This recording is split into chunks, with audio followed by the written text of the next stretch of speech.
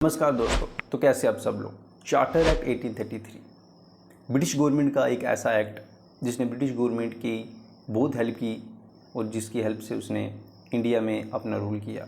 आज हम इसी एक्ट को देखेंगे कि इस एक्ट की क्या क्या इंपॉर्टेंट प्रोविज़न थी जिसकी हेल्प से ब्रिटिश ने इंडिया में रूल किया।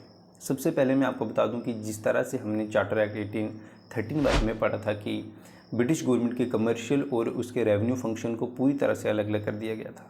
तो अब यहाँ पर जब चार्टर एक्ट 1833 आया तो इस टाइम तक जो ईस्ट इंडियन कंपनी थी वो महज एक एडमिनिस्ट्रेटिव यूनिट ही रह चुकी थी, क्योंकि उसके सारे कमर्शियल फंक्शन जो है वो ब्रिटिश गवर्नमेंट ने अपने हाथ में ले लिए थे। तो अब जैसा जैसा ब्रिटिश गवर्नमेंट कह रही थी वैसा ही ईस्ट इंडियन कंपनी काम कर रही थी।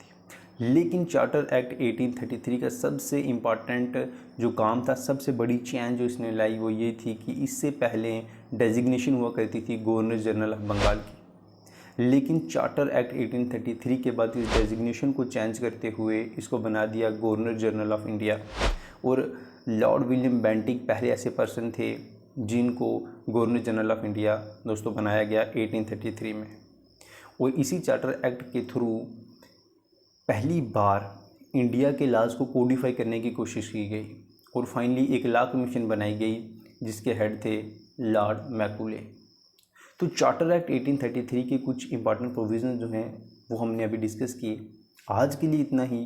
Okay and good bye.